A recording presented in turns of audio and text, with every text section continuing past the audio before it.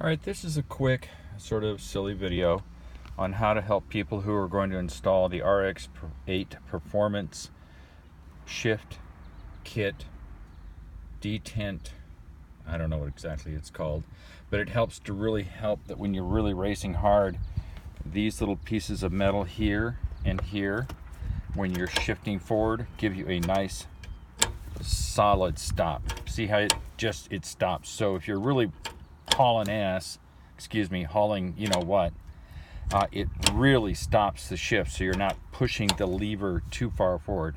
Now I've heard people say, oh yeah, if you know how to shift, it's not a problem. Well, trust me, when you're on a track and you're doing 8,000 RPM and you want to shift from first to second, the last thing you want to do is go, oh, I'm shifting from first to second and I'm just going to gently get it into gear.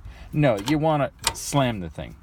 And the nice thing is this metal plate here contacts the shifter column and gives you a nice positive endpoint. I mean, it's really nice, as opposed to when you don't have it in place, you sort of get this squishy wiggly thing, which I'm not sure it's good.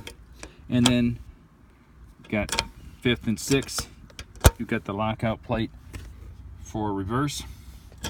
The piece you have to remember is that this is the original shift control piece. You leave that in.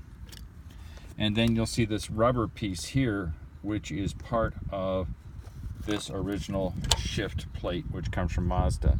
You have to trim some parts off, and this is the part I trimmed off. And it sits on top of this rubber thing, this insulation, noise, odor insulator, and you just take some scissors and trim it off so that it's flat, so that the shift adapter fits flush on top of the original Mazda adapter. Now, does it work? Does this rubber boot work as well? Well, no, it doesn't, but that's life. It is mainly to keep heat and noise out of the place. Now, I haven't finished the installation because obviously those of you who have an RX8 know that you have to install the shift boot panel, which I have not done. So it should work pretty well. Just thought I'd give you a little update. Yeah, if I had a video like this showing me how to install it, I wouldn't have been spending as much time doing it. But you have to loosen these two bolts and these two bolts, which are the detent shifter plates, in order to tighten the stock bolts, which hold this plate plus the original one.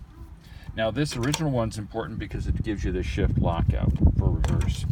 As you push down,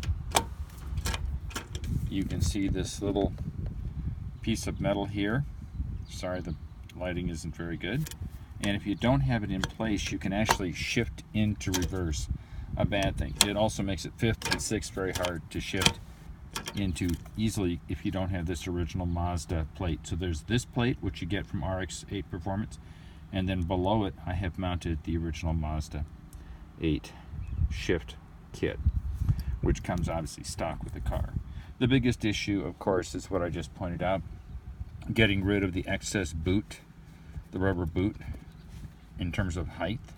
And then you just trim it out, like I said, and this is what it looks like. I trimmed it off with a pair of scissors. It worked great. This thing really gives a very positive feel. I mean, when you're shifting, it really is.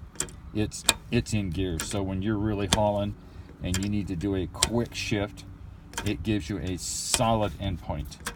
You're not overstretching, overshifting. It just goes bam, bam, bam, bam. I'm really impressed, and trust me, I'm not easily impressed. So I hope this helps. Yeah. Talk to you later. Bye.